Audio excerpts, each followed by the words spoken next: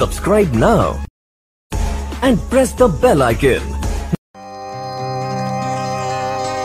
జయ గీతి పాడరా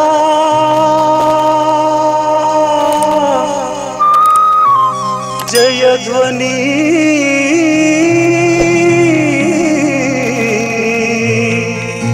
చేయరా దుష్టుని దును మాడరా సోదరా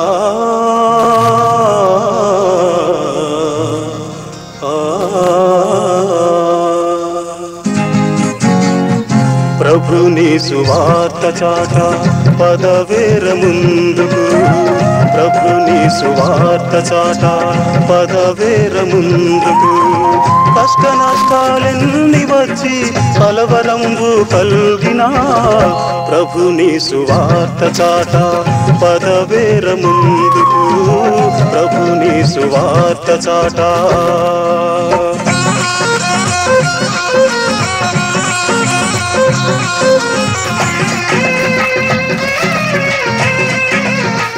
ఇప్పుడు దైవజనులు విక్టర్ పిఎల్ ఆంజనేయులు గారి ద్వారా దేవుని స్వరాన్ని విందాం.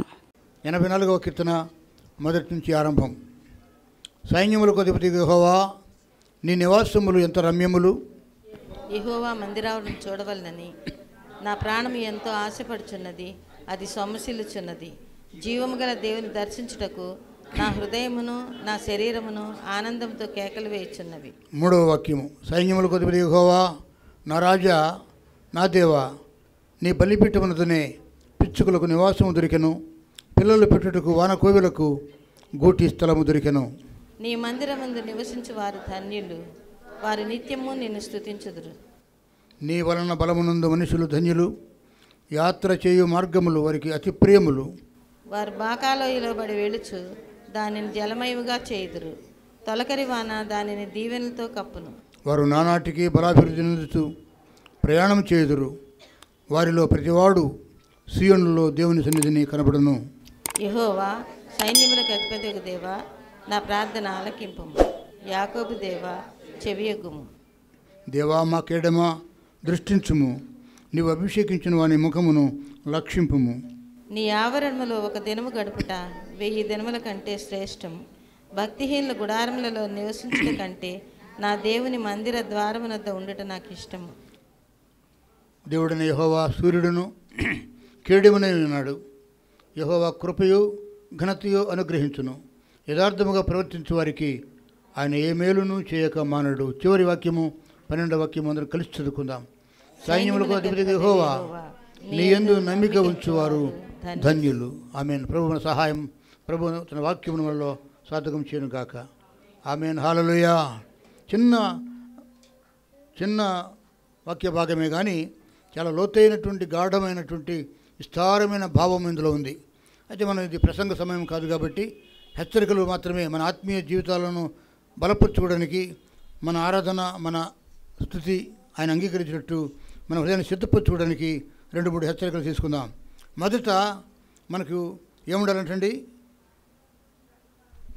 మనలో ఏముండాలంటే ఆయన నా దేవుని దర్శించుటకు నా హృదయములో నా శరీరము ఆనందంతో కేకలు వేయాలంట.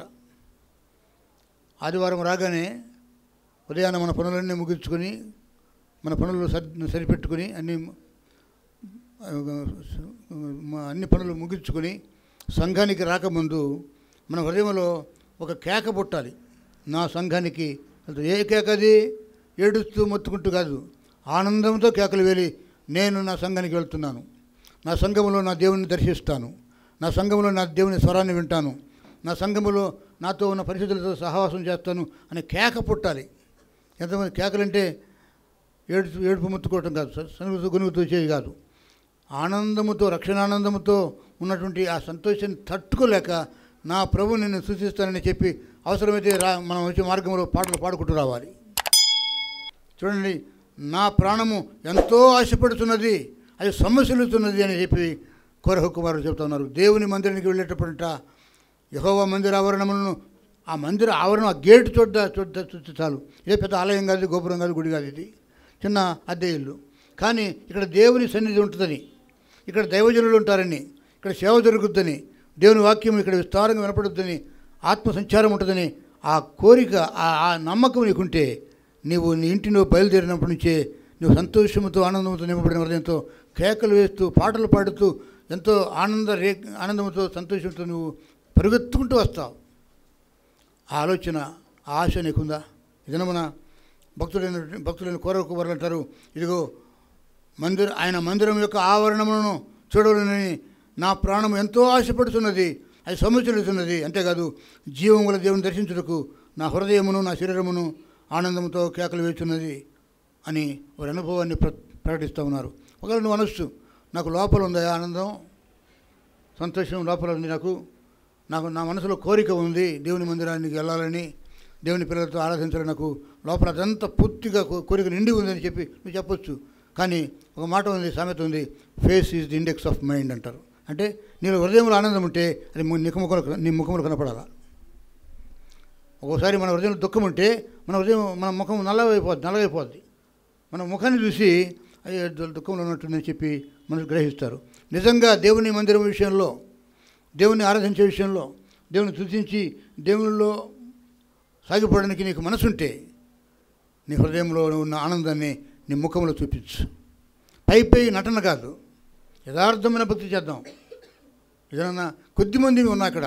ఈరోజు అనుకున్నాను నేను, ప్రభు నేను ఈరోజు అందరూ వెళ్ళిపోయారు, బస్సుల్లో వెళ్ళారు కొంతమంది. ఒక బస్సే మాట్లాడుకుని పోయారు మనోళ్ళు గ్రామాలకి. వాళ్ళు పండగ కోసం పోలేదు పాపం. గ్రామాల్లో ఉన్నటువంటి సెలవులు వచ్చినాయి కాబట్టి ఆ సెలవుల దినాల్లో వాళ్ళ గ్రామాల్లో ఉన్న వాళ్ళ ముసలిని, పెద్దోళ్ళను, పిల్లలను దర్శించడానికి వారు వెళ్ళారు. 2-3 రోజులు సెలవులు వచ్చాయి కాబట్టి నేను అనుకున్నాను, ప్రభు ఈరోజు నేను 4 గోడలకు వాక్యం చెప్పాలా, ఖాళీ కుర్చీలకు చెప్పాలా వాక్యం అనుకున్నాను. కానీ ఇంతమంది ఉన్నారు, దేవుని స్తోత్రం, హల్లెలూయా. దేవుడు పంపిస్తాడు, ఇంకా పంపిస్తాడు. సంఘం ఆయనది, పరిచర్య ఆయనది, ఆయన నడిపించుకుంటాడు. అయ్యో ఎవరు లేరు కదా ప్రభు, నేను ఎవరికి చెప్పాలి వాక్యం, నాతో సాహసం చేసేవారు ఎవరు? ఒకవేళ నాకు దుఃఖం ఉండొచ్చు, కానీ నా దేవుడు నన్ను సంతోషపెట్టాడు, హల్లెలూయా. ఇదనన్నా నీవు నీ ఇంట్లో బయలుదేరేటప్పుడే నీలో రక్షణ ఆనందము కేకలు వేయాలి, పరిగెత్తుతూ ఉరుకుతూ రావాలి సంఘానికి. అంతేకాదు ఆ చేసిన నలుగురే స్తుతించడం ఎందుకు? నువ్వు ఎందుకు స్తుతించలేవు? నువ్వు ఆ నలుగురే స్తుతించి ఆ నలుగురే ప్రశ్నించడానికి ఆ నలుగురే నియమించబడ్డారా? మీకు కూడా హృదయాలు ఉన్నాయి కదా, మీకు కూడా మంచి స్వరాలు ఉన్నాయి కదా, ఎందుకు మీరు ప్రార్థించరు? ఎందుకు మీరు స్తుతించరు? ఎందుకు దేవుని సంఘంలో ఆనందంగా సంతోషంగా ఉండలేరు? స్నేహితులతో కూడుకున్నప్పుడు, బంధువులు ఇంటికి వచ్చినప్పుడు, వారి ఇళ్ళకు మీరు వెళ్ళినప్పుడు, మనము ఆలయంలో కలిసినప్పుడు మనం ఎంత సంతోషంగా కేరింతలు కొడతాం, ఎంతగా కేకలు వేసి సంతోషంగా ఉప్పొంగిపోతాం. ఎందుకు సంఘంలో అటువంటి ఆనందం రావట్లేదు? ఎందుకు సంతోషము మనం అనుభవించలేకపోతున్న సంఘం అంటే మన హృదయాలు సరిగ్గా లేవు. సంవత్సరం మారింది కానీ, వారాలు మారుతున్నాయి కానీ, ఆదివారం తర్వాత ఆదివారం వస్తుంది, నూతన దినాలు దేవుడు మనకి ఇస్తున్నాడు, నూతనత్వం మనలో రావట్లేదు. ముఖ్యంగా దేవుని విషయంలో మనం ఎందుకు సంతోషించలేకపోతున్నాం? ఎందుకు ఏడుపు మొక్కలు పెట్టుకుని సొరకాయ మొక్కలు అంటారు, ఏం మొక్కలు అండి? సొరకాయ మొక్కలు అంటే దీర్ఘమైనటువంటి మొక్కలు పెట్టుకుని ఎప్పుడైపోద్దా, ఎప్పుడు చేద్దామా, ఇంకా స్తుతించాలా, ఇంకా ఇంతేనా, ఇంతసేపు అంటే ఇలాగైనా మనం ఆరాధించే విషయం. దేవుని యొక్క సేవకులతో పాటు దేవుని పిల్లలు కూడా మందిర ఆవరణములను చూడాలనే ఆ ఆశ నీ ప్రాణంలో ఉండాలి, నీ ఊపిరిలో ఉండాలి, నీ మాటలో ఉండాలి, నీ చూపులో ఉండాలి, నీ ప్రవర్తనలో ఉండాలి, నీ ముఖము వికసించిపోవాలి దేవుని మందిరంలో. ఇంట్లో అన్ని కష్టాలు ఉంటాయండి, ఆర్థిక ఇబ్బందులు ఉంటాయి, పిల్లల విషయంలో, భర్త విషయంలో, భార్య విషయంలో, బంధువుల విషయంలో, ఆడి విషయంలో, వీళ్ళ విషయంలో, నిందలు, అపనిందలు, కోపం పుట్టించే ప్రతి కార్యం మనకు మన చుట్టూ ఉంటాయి, శోధనలు ఉంటాయి, ఇళ్లలో దుఃఖం ఉంటుంది. కానీ దేవుని ఇంట్లో సంతోషం ఉండాలి, హల్లెలూయా.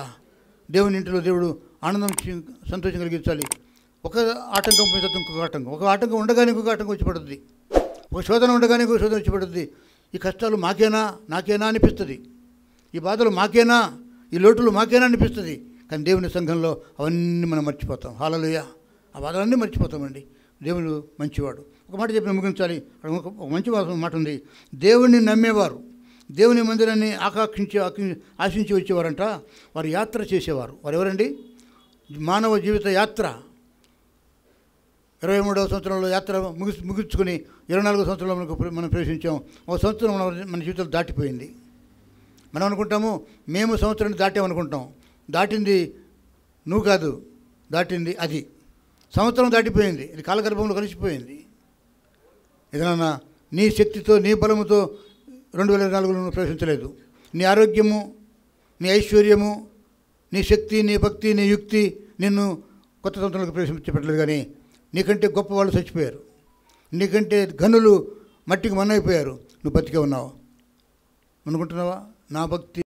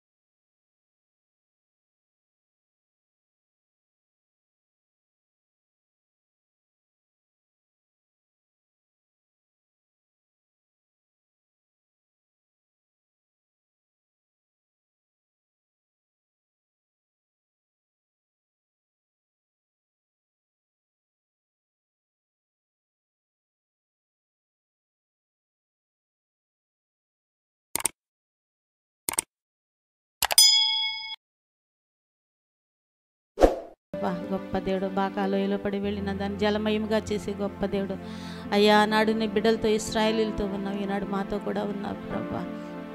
అనేక పరిస్థితుల ద్వారా మీరు మమ్మల్ని నడిపిస్తున్నారు తండ్రి. నీకు వందనాలు, స్తోత్రాలు.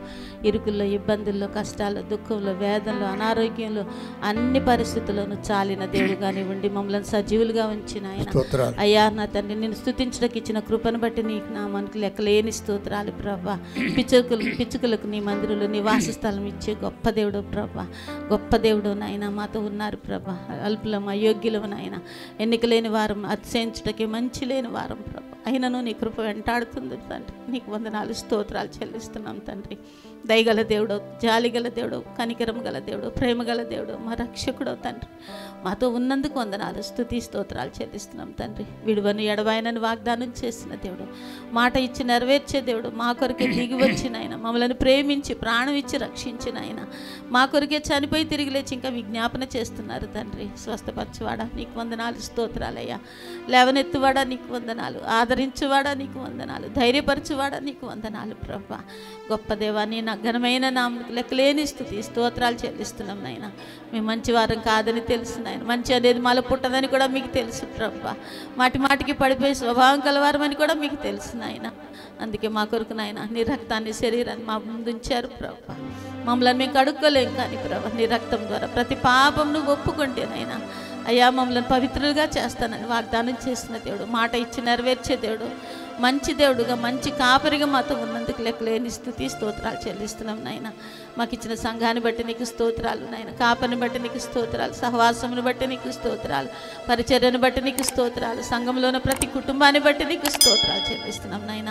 మమ్మల్ని సజీవులుగా ఉంచి నీ సన్నిధిలో ప్రభా స్తుతించుటకు ఇచ్చిన కృపను బట్టి మరొకసారి నీ ఘనమైన నామముకు లెక్కలేని స్తుతి స్తోత్రాలు చెల్లిస్తూ యేసు నామములోనే స్తుతి ఆరాధన అర్పిస్తున్నాను తండ్రి. ఆమేన్. హల్లెలూయా.